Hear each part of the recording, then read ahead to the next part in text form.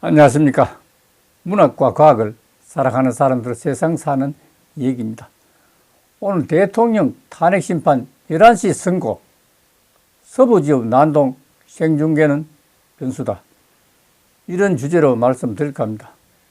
뉴스일 황두현 기자님의 18시간 스토리입니다. 헌법재판소가 윤석열 대통령 탄핵심판 사건 평의를 변론 종결 후 3주째 이어가면서 이러면 이번 주 초 선고 기일을 공표할 수 있다는 전망이 나옵니다. 현재는 선고일 확정과 동시에 선고 시간을 정하고 이후 생중계 여부도 밝힐 것으로 보입니다. 전직 대통령 탄핵심판 전례와 최근 헌재의 결정을 고려할 때 선고는 오전 중 이루어질 가능성이 높다고 합니다.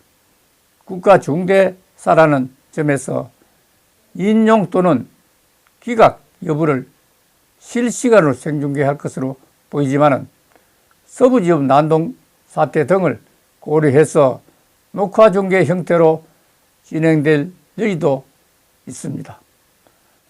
노무현 대통령은 10시, 박근혜 대통령 11시, 8인 재판관 5건 모두 10시 선고했습니다. 17일 헌재 출범 후 종국 결정이 나온 11건의 탄핵심판 전례를 고려하면 윤 대통령 탄핵 사건은 오전 중에 선고될 전망입니다. 헌재 1.25 탄핵심판이자 역대 대통령 탄핵 사건인 노무현 전 대통령 사건은 오전 10시, 박근혜 전 대통령 사건은 오전 11시에 선고했습니다.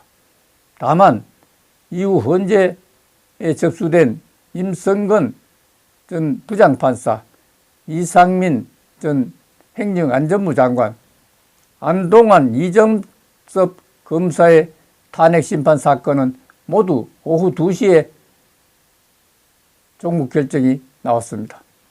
헌재는 선고 시간을 다른 사건 심리를 위한 평의 일정 등을 고려해서 결정하는데 이들 사건 선고 당시에는 추가 탄핵 사건이 없어서 오후 선고가 가능했던 것으로 보입니다.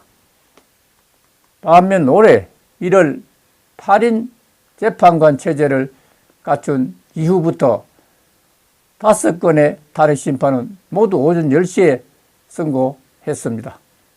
이진숙 방송통신위원장 사건을 비롯해서 감사원장, 검사 사면 등입니다.